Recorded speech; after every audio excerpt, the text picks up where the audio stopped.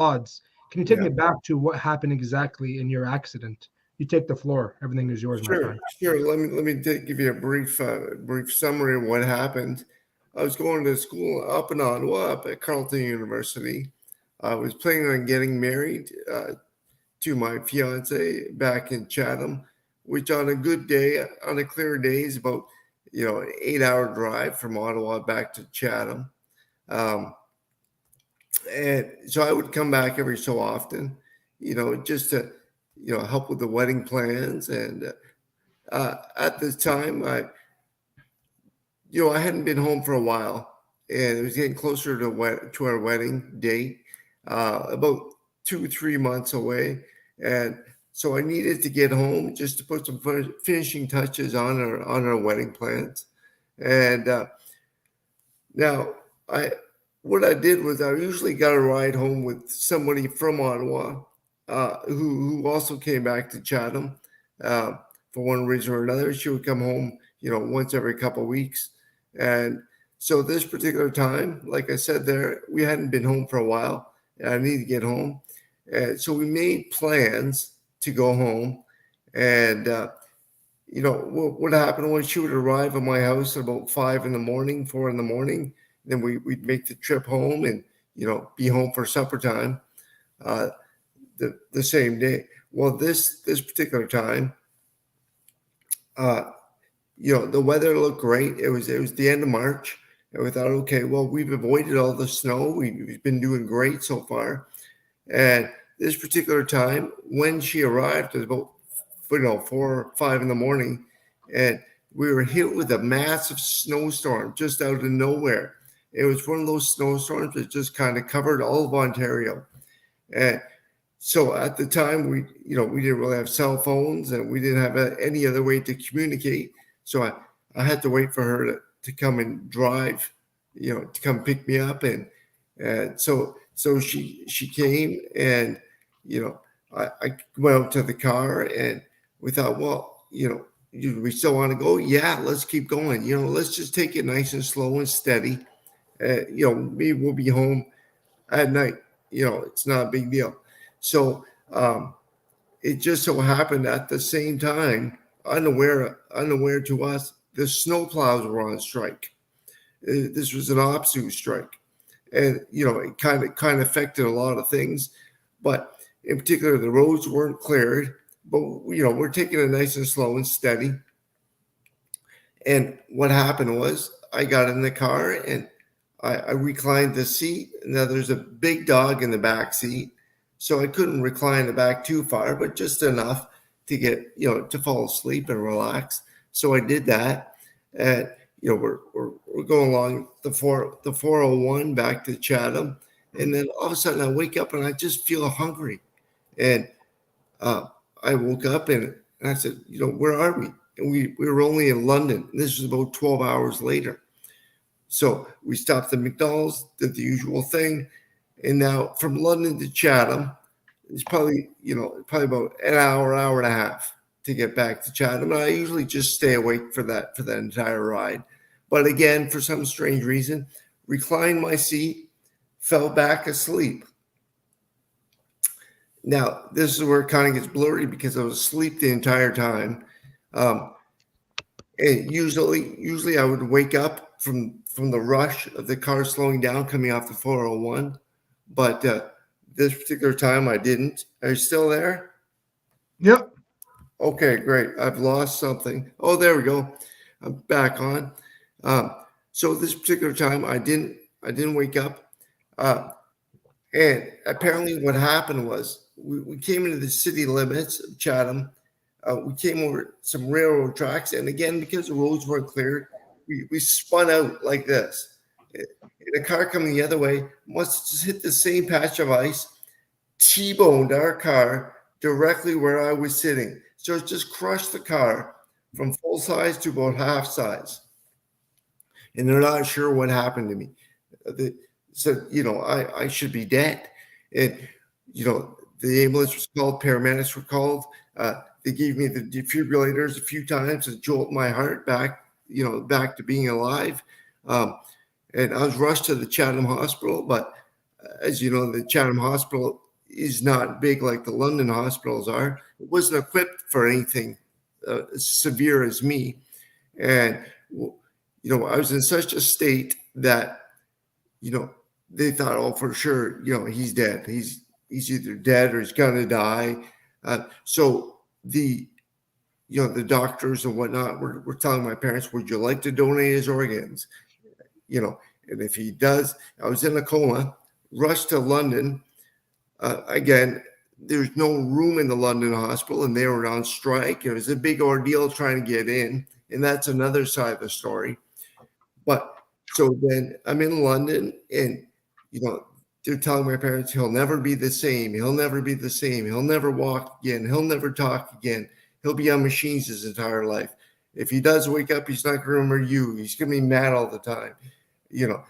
All this type of scenarios, all the worst case. And because, I was dead. I was like inches or, from death.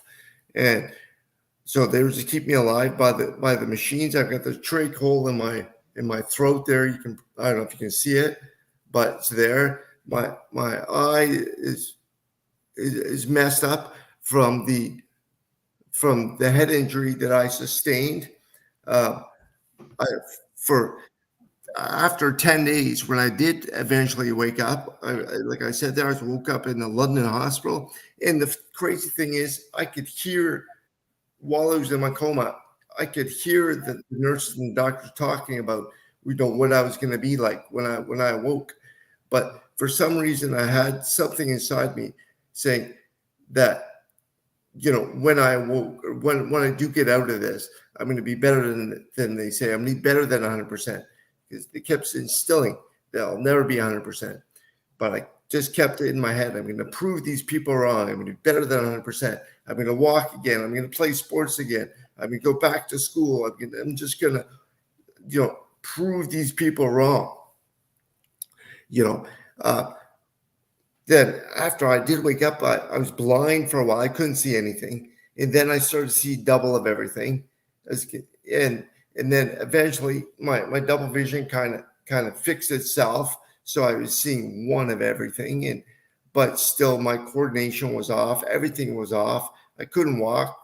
I couldn't talk. But it just took, much rehab and the great work from the nurses and the therapists at the London hospitals. I was at Victoria Hospital, Parkwood Hospital. I'm not sure if I was the University Hospital or not. That part's a bit, I don't know which one I was at. Maybe Victoria or I know for sure I was at Parkwood when I started my rehab. But they, as they would transport me from one hospital to another, they would say, well, he's not going to survive. Just make him comfortable. Just do what you can to, just make him comfortable. And, first of all, they had me up on, I believe it's the 5th floor. Maybe I think it was the 5th floor up at Parkwood Hospital. Once I did get to Parkwood Hospital and I kept surviving, and they brought me over to that rehab hospital. And now all the rehab was in the basement. So that wheelchair ride from that 5th floor down to the basement was so much stimulation on my brain that I just kept falling asleep. I just couldn't process. I couldn't get it all. I just kept falling asleep every time. And, the nurses and doctors, therapists would just kind of laugh and, oh, this guy's never going to make it. He's never going to be the same. He'll, there's no way. But after months and months of doing that, for some reason, something came over me where I just started to get it. I just started to learn to walk again, get the muscles back. And my brain just started to work again. Just from doing a lot of the physiotherapy, I found that, that's what really drove me to get better, is doing a lot of the physiotherapy. And the reason for that was because, I couldn't talk, but simply I could make the word home, And so I would say that a lot, home, home, because I just wanted to go home. And after being months and months in the hospital, home, home, but everybody just kept saying to me, "You can't go home, you can't go home." But my dad said, he said, "When you get stronger," and it was just something different for me to hear. Something in my brain just clicked, and that's what drove me to love physiotherapy, because to me, getting stronger meant at the time getting physically stronger. But by doing that, doing my physiotherapy all the time, uh, it healed my brain. It healed it rapidly because of all that oxygen going to my brain. Uh, and then I just start to excel at my rehab. And then eventually, I learned to walk again, talk again, read, write, just do it all over again. I went back to university because, they hadn't given me all my credits. I was still short by 2 credits. They gave me everything but 2 credits.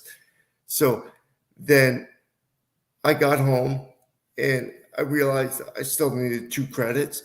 And then at the time, they were offering University of Windsor courses here in Chatham at the college. So I said, whatever courses there are, I'm going to take them. So I took them. And what should have taken me maybe 4 months um, to complete 2 credits, it actually took me more like 2 years. But that's okay, because I did it. I didn't quit. I just kept going. And what I would do to instill the lesson in my brain, I would take a tape recorder to the class back when we did tape recorders, and put it at the front of the class and record it. And then when I went back home, I would play it over and over and over and over and write the best notes I could.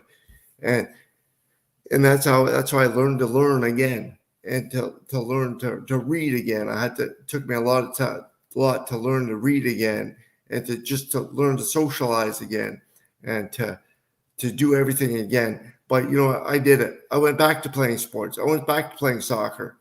I went back to uh, everything you can imagine. And hopefully I excelled at whatever I was doing. And if I didn't, that's okay, because I've survived. I've come back. I've come back to being about 100%, like I said I would do. In some areas, like my eye is not back to 100%, but other areas, like I feel about people and the empathy I feel toward people who are else disabled, because I went through it as well. I feel that now. So I feel like I'm more back to 100% than I was before. And I ended up marrying the same girl. She stayed with me, which was incredible. My parents said to her, you can leave if you want, because we don't know if he's going to come out of his coma. We don't know what it's going to be like if he comes out, when he comes out. Don't know if he's going to remember you. But she came to the hospital every day to come and see me from Chatham to London every stinking day, which was just amazing. And I'm still married to her today after 25 years. So we have 4 kids. So yeah, that's the short version of the story. So yeah. Wow. Mm-hmm. Wow. I'm speechless. Yeah. Well, you know what, Joe? Steve, Yeah. I can relate to you. I'm not going to tell you my story, but I relate with you 125%. Like, Yeah. Good. My question would be, I mean, I know how long it took me with all of that physio and learning how to speak, learning Yeah. how to walk, motor Yeah. skill, speech therapy, Yeah. writing therapy. I mean, how Yeah. long before, with all of your physio that went into play here, Yeah. how much time went by before you, as an individual, Yeah. when your soul starts to talk to you, and like at what point, how long, when you finally said to yourself, my God, Yeah. I'm feeling better, i'm Yeah. i'm I'm better. How long was that period, Steve? Do you recall? Well, what I would call is just, every day, just improving it and not letting them get, like you said, to your spirit, get to your soul. Because every day they would say to me, Steve, don't worry if you don't get back to 100%. Nobody gets back to 100%. 1 in a million make it back to 100%. And this was every day. And now I don't know why they were saying that. Maybe they don't want me to go into a depression, or maybe they're just trying to motivate me. I'm not sure. But what I would say to them, you're right. I'm going to be better than 100%. And they would say, well, 1 in a million make it back. I said, well, I am the one. I'm the one. Last day at the hospital, they said, I did my last therapy, and they said, so you're the one. I said, yeah, I'm the one. So in every day, I don't know if I had a moment where I would say I'm all better now, but because every day I'm just trying to improve myself a little bit better every day. And still to this day, I still, thrive and determined to make myself better. I still exercise every day. I teach aerobic classes to seniors and people with disabilities right now. I still work out with weights, trying to build myself stronger still to this day. I'm still, studying and still doing whatever I need to do to make myself better. So I don't know if there's a moment where I say, well, I'm all better now, because I feel I can always improve. And, but, so I guess that's my answer. I guess at some point when your soul speaks to you, Steve, Yeah. and you know exactly what I'm talking about, there comes a time where you reflect and you reflect back, Yeah. and you know that those critical hours, Yeah. when you were taken away into the hospital, and you could hear everything going on around you, but you had no way to speak or give your own interpretation, like, holy smokes, like, I'm hurt. But there must have been a time where you reflected back, whether it's months, whether it's years. Right. For me, it was about 2.5 years. Yeah. Before I could reflect back and I go, oh my God. Yeah. Look where I came from. Right. And the last words my neurologist said to me 2.5 years earlier was, go home and just live your life, Mr. D'Antonio. Wow. Yeah. And, you can only imagine, and I can only imagine when you're hearing, he's not going to be the same. He's got a 10 or 15% chance of that. Like, you're hearing all this stuff. Yeah. So you were able to connect to your own spirit, your own soul. Yeah. And you knew in your heart that you were going to beat whatever elements were in front of you. Yeah. And I commend you, because it takes a special person to get through that. Yeah. So, you are a special person. Thank you. You are a special person. Thank you. He sure is. I like to interrupt for a sec, if you don't mind. You know what really got my heart spearing here in this whole story is your wife staying with you. Yes. Side by side. That is I know. you don't hear every day. And for a woman to stick by your side, that you're in a coma and you could have been a vegetable, that seriously is a woman for life. And I know. Always by your side, and God bless you and your 4 beautiful children. And one day, this book will be the impossible odds of North America. Believe me. So when I heard your wife sticking by your side, that just did. Oh my goodness, that's a gift. That's a gift. Oh, it is. Yeah. Well, that's true love. That's somebody. You want to talk about love? That's love right there. Yeah, folks. I know. I thought, well, I better marry this woman, right? But we were engaged. We weren't even married yet. So, like, that's the my parents. My parents even said to her, "You could leave," and she got mad at them. They said, "I'm not going. I'm not leaving." Yeah. So that's pretty amazing. Yeah. So you go from, being yourself, driving a beautiful vehicle Yeah. into a coma, Yeah. not married, No. engaged. She could have left you. She got Yeah. pissed off Oh, because easily. you could leave, and then stuck by your side, and now you're Yeah. happily married like myself. That's Yeah. something else, Steve. Yeah. Yeah. And that's something you don't hear every day. And where can we purchase this book, my friend? Okay. So the book's called Overcoming the Impossible Odds, the Steve Bottrill story. And you can purchase it on Amazon, amazon.ca, amazon.com. It's available, on paperback or, on ebook. It's up to you which one you'd like to buy. It just goes more in depth to my story. I only briefly went over it, but there's so much more to the story. Oh, And I've written another book, Winning Every Day, also available, but this one's only available on ebook on Amazon.ca. And again, it's just gives you my different insights on what strategies I use to help, win every day. As we see here on Amazon, folks, this is the Overcoming Possible Odds, the Steve Bottrill story. Make sure you go on Amazon Canada and purchase book for $10.52. And free delivery Tuesday, May 9th. Your first order details. The fastest delivery Sunday, May 7th.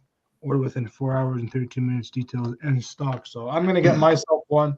I'm not sure if you're going to get yourself one, Tino, but that's an inspiring story to be on the Joe Sports Channel and to have that book. Come on, Joe. I'm going to get one. Jeez. Yeah, you can read, like you can see there's a little excerpt of the little synopsis of the story there on the back. Yes. But yeah, it's it goes really more in depth to my story, and you'll be amazed at what else there is to my story. Steve, I have a question for you. Yeah. What is your biggest accomplishment after everything that happened to you? Yeah, that is a good one. Being married for this long is a huge accomplishment. Over 25 years, 4 kids. Again, coming back and walking and talking, playing sports again, writing books. I couldn't read or write, and now here I am writing books. This was all before Chat GPT and all that. So I did it all before any of that. Going back to school was tough for me. So I don't know if I can pinpoint it to one, but definitely those few ones I just spoke about are very, I'm proud of those. Being here, able to speak to you, this is great. I'm speaking on a podcast here about my story, and I'm inspiring others through my story. I think that's just amazing that I could do that I'm able to do that. Inspire the millions of people if they are watching your show, yes. Right? Yes. And the more I can help people, I teach exercise to seniors and to people with disabilities. It's hard to pinpoint one area that I'm most proud of, because I'm just, every day is a blessing for me. I'm just thankful for my life. I have a full-time job. I married, 4 kids. It's like the list goes on. I don't know if I can pinpoint. Cycle of life, my friend. That's a cycle of life, and that's right. You appreciate all the moments that you have with your beautiful wife, and this is a story to look on for years on, and just be proud of yourself and give applaud to yourself in the back. What you have done, not too many people have done. It's not. People win the lottery once in a while, but this is beyond a lottery. This is something that will be down in history one day. Your kids, their kids. It will keep going on and on. Yeah, wouldn't that be great? I said to myself, you know what? I want to bring Steve Bottrill on because this is one show to remember for years on. And I'm a sports broadcaster, but I put sports to the side and listen to your story and to hear what you have to share. Thank you so much. No, you're welcome. Thanks for having me. No problem. Tino, last words, my friend? Well, I was going to ask, people that suffer from a brain injury, a serious brain injury. The one thing that I find that's quite common with head injuries, and I've spoken to other people with serious or who have undergone a serious head injury, is they have difficulty with controlling anger. Yes. This is one thing that I still work on today, even though my accident was 14 years ago. But getting angry is a line that I don't want to cross. And I was just going to ask, Steve, do you also have any difficulty with anger and dealing with your anger? Well, here's the thing. I heard that the nurses and therapists say he's going to be angry all the time. He's not going to be the same. And it's one of those things where I was like, I'm going to be the opposite of what you said. I know I've always had that in me, where if you tell me I'm going to be a certain way, I'm going to do the opposite just to prove you wrong. So that's one of the areas that they said he's going to be angry all the time. Well, I said, no, I'm going to be the nicest guy there ever was. So that's one, they said, you're not going to walk again. Oh yeah, I'm going to show you. I'm going to run again. And I did end up running against a national running champion. She also worked as a therapist at the hospital, and we had a couple of races, and the book goes more into detail about that. But the angry, they said he's going to be angry all the time. He's going to be mad. He's going to wonder why this happened to him. Life's not fair. But I said, I'm going to be the opposite. I'm going to show you. I'm going to be the opposite. I'm the nicest guy possible. So that's what I did. I became the nicest guy possible. And, the anger now, like at certain moments, could trigger me to get angry. I've pushed it down so that, I don't get angry now. I'm always happy because I'm just so thankful to be alive, thankful for life, thankful for everything I have. For sure. For sure. It's a tough mountain to climb, Steve. It is. And you're still climbing it. I am. You're still climbing it. Yes. Tell you another thing too. Like every morning I look in the mirror and I see myself. Like I look like this. But that could easily make me angry and mad, because look at me. I totally look different. But on the other hand, like I've done a lot of volunteer work and work with the disabled or other people with brain injuries. And I'm just so thankful of where I am today, that there's no way I should be mad because I'm alive. If I'm alive and I'm still breathing, then I have a chance to make things better. And every day is a good day for me. It is. And you know what? You should be proud of where you are and where you stand, because you got 2 feet and you're walking and you're functioning and you're going the straight line in life. You got the path where you're going, my friend, and never look behind, because if you look behind, you're far from God and you are going towards the right mountain in life, man. And again, I got to say, man, wow, what a touching story. But I am very, very glad that I got this done with each and every one of you wonderful, beautiful Booney believers. And thanks again to my co-host for taking time out of his schedule, because I know he's been busy as heck, and coming on here and listening to the Steve Bottrill story. So it's been an honor, my friend. It really has been an honor. Thank you. Thanks for having me on, Joe. Steve, you have 5 special reasons to continue on fighting as you have, your wife and your 4 children. You got That's 5 right. special reasons. That's right. And the fact that she stuck around, Yeah. I'm living proof that I have a wonderful woman in my life who stuck around. Yeah. She didn't have to. You know, I'm a little older than she is. She could have gone on and lived her life. Yeah. But she was by my side and she took care of me, just like your wife took care of you. Yes. In those moments of despair and uncertainty. So God bless you. God bless your wife and your children to have such a wonderful person in their lives. Yes. Thank you. I wish you nothing but the best, and I hope that we can talk again soon in the near future. Thank you. That'd be great. Yeah, I would love to. Steve, before I let you go, I have a few wise words to say to you. First off, you're a good-looking man. You're an honest man. You're a sexy pinata, and you should be very proud of who you are and who you stand for. And I wish you nothing but the best. And I look forward to bringing you back on the Joe Sports channel. Yes. Again, we put sports aside today to listen to your story.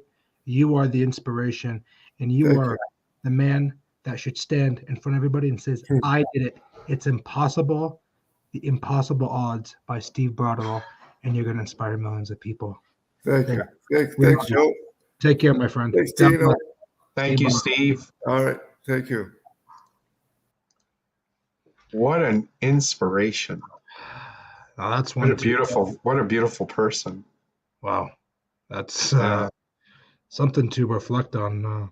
Wasn't expecting that kind of story on tonight's show. And you know what? He gave you the Reader's Digest version. I'm going to buy his book. I am too. I'm going to purchase it tonight when I get back from my appointment. I want to read that book.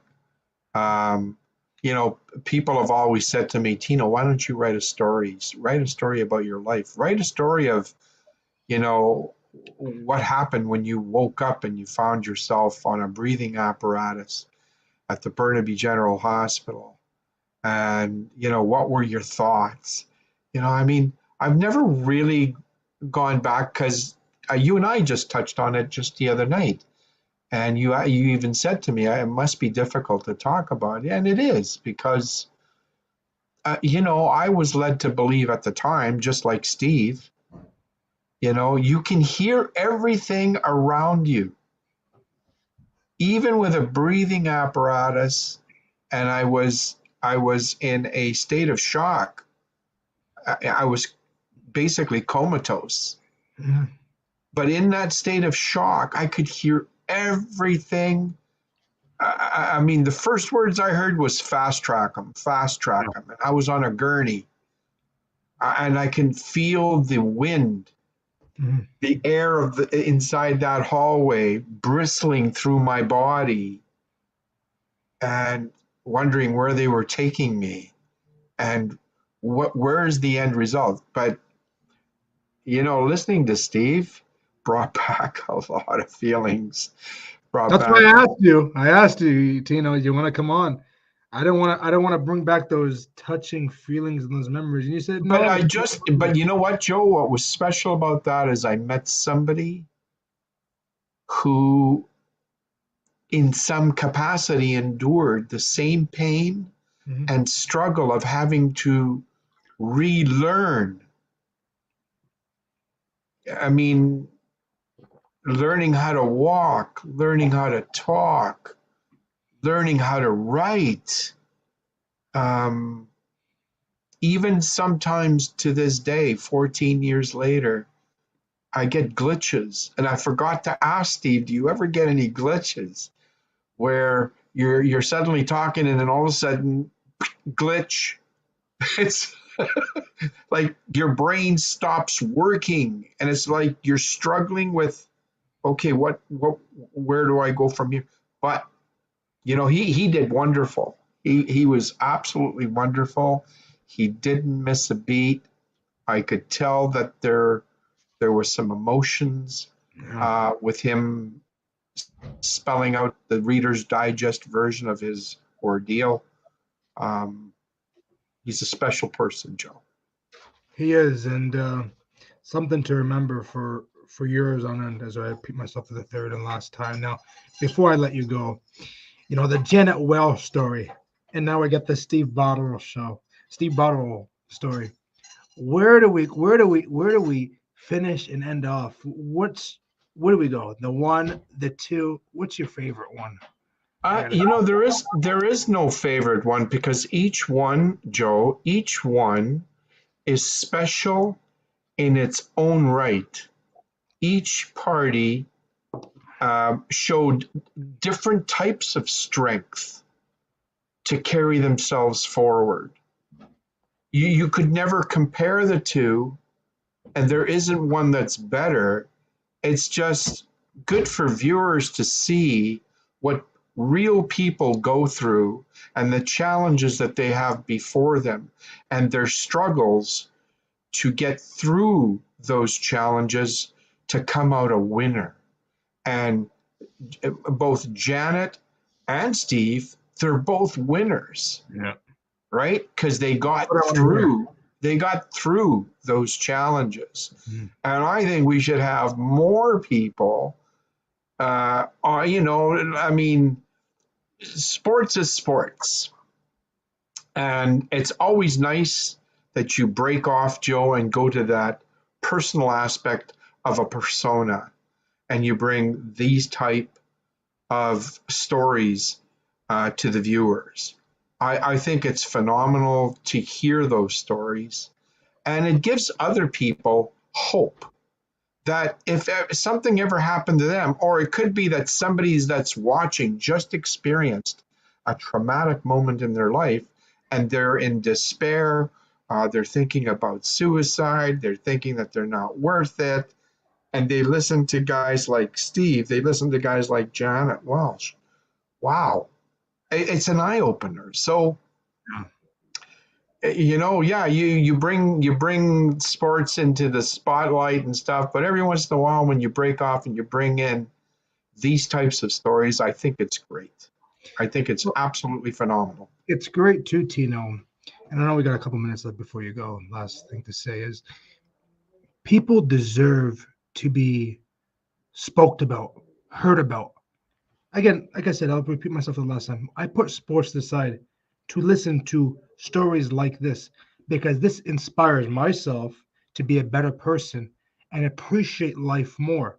I bet you Steve Botterill right now, who's listening backstage, he's smiling over there. I can see it, is so inspired that this brand is called Joe Sports Channel, but he put the sports to the side, his leaps that he loves, myself, and talking about his story on Joe Sports Channel. Now, if I was Steve Botterill and I came on a sports show and I wasn't talking sports and somebody's talking about my story, that's a big W for me. That's a big W. No matter if it's 2 viewers or 1,000 viewers, that's a big W. So absolutely, that's why I like listening to people like that and giving them the chance and opportunity. Because once upon a time, I had people that were in my corner, and problems like that, like King Goose, my brother, has been through a lot, and I gave him opportunity to come on Joe's Sports Channel and talk about his life. I think we should bring King Goose on. I think so. I think we should. I could not believe the change in his persona, his walking, just his overall characteristics from a year ago, Joe. A year ago when I saw him, I thought, oh my God. There's another individual who's extremely powerful from within. He beat the odds, Joe. And that would be, a really great story one day. Because, if I hadn't saw it with my own eyes, like they're two different people. Yeah. It's the same body, but when I saw him the other day in that video, it's two different people. My God. And he's got the scars to prove it. Thank God that they're not visual. Because I remember him showing, and I was just, oh my God. how did you survive that? And I remember that you said that. That was your first words. How do you survive something like that? But anyways, I mean, food for thought.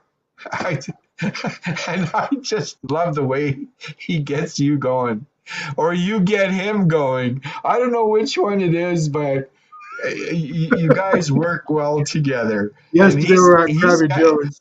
One of these days, he's going to grab you on video and he's going to kick your arse in.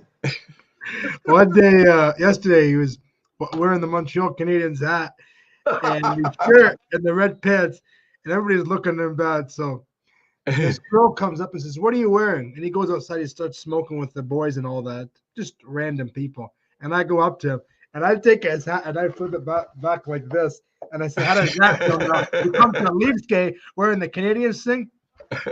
Austin Matthews is a bum. He's so stupid. He should be traded." It's hilarious. Yeah, you can fire him up. He's got quite the amount of energy built up inside him. Oh yeah, absolutely, absolutely. Anyways, Joe, it was a great show, Joe. Thank you. Great show. I loved it. I really loved to hear his story, and let's do this again sometime soon. Yes, let's do it sometime. We got a few more people coming up, and we got some big news I'll share right now. May 7th.